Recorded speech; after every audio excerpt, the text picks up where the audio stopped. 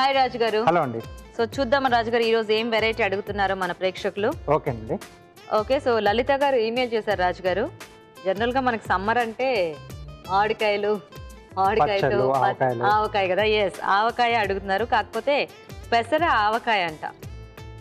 Okay, బాగుంటుంది, చాలా టేస్టీగా వస్తుంది. పెసరపప్పు వాడి చేసుకోవాలి ఇది మనం. ఎస్ అండి, పెసరపప్పు చేసుకుంటాం. అంటే ఇది మనకు ఎక్కువ కాలం నిల్వ ఉండదు, 5-6 months కంటే ఎక్కువ ఉండదు. 5-6 months ఉంటుంది. సో మామూలుగా అంటే సంవత్సరం వరకు పెట్టుకుంటారు కదా, సో అంతవరకు ఉండదు. ఓకే ఓకే, సో అయితే పెసరపప్పుతో కూడా ఆవకాయ చేసుకోవచ్చా? ఎస్. ఓకే, మరి పెసర ఆవకాయ తయారీకి కావాల్సిన పదార్థాలు ఏంటో ఒకసారి చూద్దాం.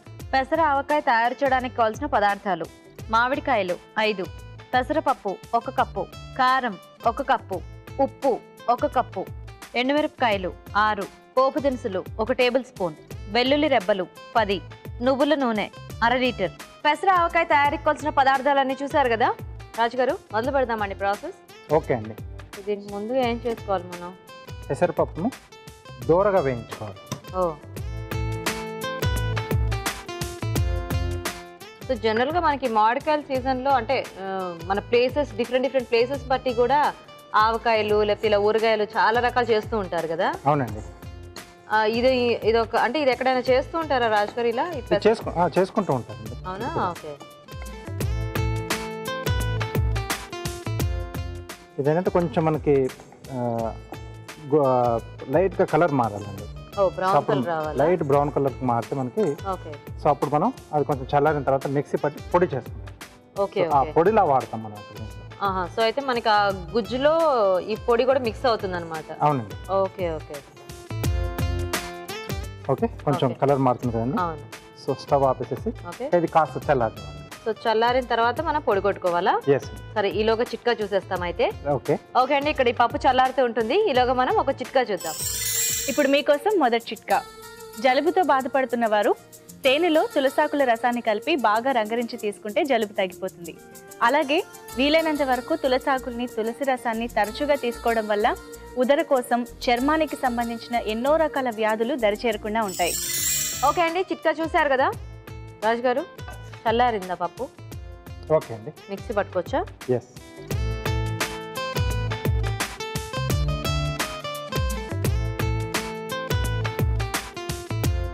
పెసరపప్పుని మనం అంటే స్వీట్ హాట్ ఎలా అయినా వాడుకోవచ్చు కాబట్టి ఇది బాగా సెట్ అవుతుంది. ఓకే, సో ఇది మెత్తగా మనం పొడి కొట్టేస్తాం. ఓకే.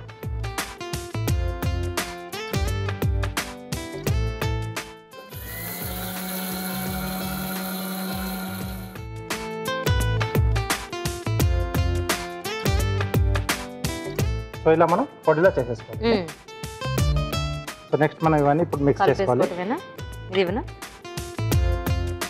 సో దీంట్లో మామిడికాయ ముక్కలు సో శుభ్రంగా కడిగేసేసుకొని తడి లేకుండా చూసుకోవాలి. సో దీంట్లో పెసరపిండి,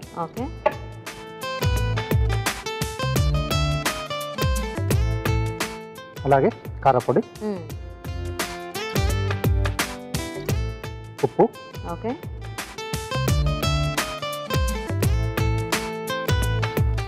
వెల్లుల్లి దెబ్బలు. సో ఇలా మధ్యకు చీల్చి వేస్తున్నాం. సో ఆ ఫ్లేవర్ అనేది కూడా బాగా తెలుస్తుంది. సో నూనె అండి. సో నువ్వుల నూనె వాడితే బాగుంటుంది.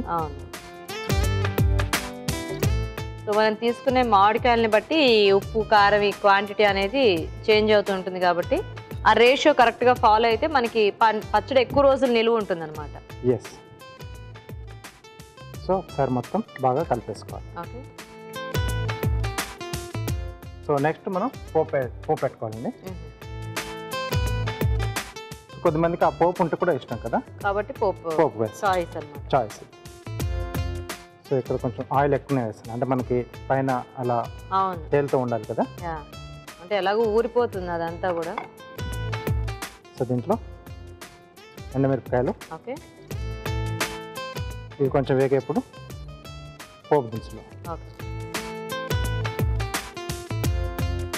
సో ఇక్కడ కూడా మిగతా పచ్చడిలాగే అంటే మన చేయి తగలకుండా చూసుకుని.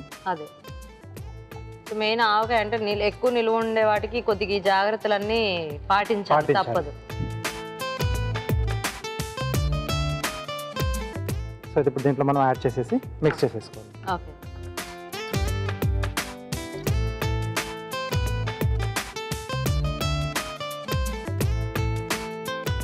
అండ్ ఆవకాయకి మెయిన్ మనకు ఆ కాయ సెలెక్షన్ కూడా బాగుండాలి, లేకపోతే ముక్క మెత్తబడిపోయినా కూడా మళ్ళీ మనకి ఆ ఫీల్ ఉండదు. అలా కూడా పోతుంది. సో ఓకే, రెడీ అయిపోయింది. రెడీ.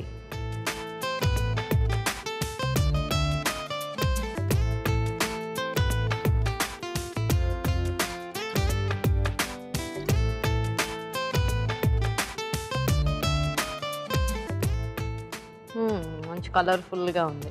ఓకే, పెసర ఆవకాయ రెడీ. రెడీ. ఓకే, మరి ఆవకాయలో ఒక రకం టేస్టీ వెరైటీ అండి పెసర ఆవకాయ రెడీ అయిపోయింది. టేస్ట్ చూసే ముందు పెసర ఆవకాయ తయారీ విధానం ఇంకోసారి చూద్దాం. పెసర ఆవకాయ తయారు చేసే విధానం: ముందుగా పెసరపప్పు వేయించి మిక్సీ పట్టి పిండి సిద్ధం చేసుకోవాలి. ఒక బౌల్లో మామిడికాయ ముక్కలు, పెసరపిండి, కారం, ఉప్పు, వెల్లుల్లి రెబ్బలు, నూనె వేసి బాగా కలుపుకోవాలి. ఒక పాన్ లో నూనె వేసి ఎండుమిరపకాయలు, పోపు దినుసులు వేసి వేయించాలి. ఈ పోపు మిశ్రమాన్ని మామిడికాయ మిశ్రమంలో వేసి బాగా కలుపుకోవాలి. ఇది కాస్త ఊరనిచ్చి సర్వ్ చేసుకుంటే పెసర ఆవకాయ రెడీ.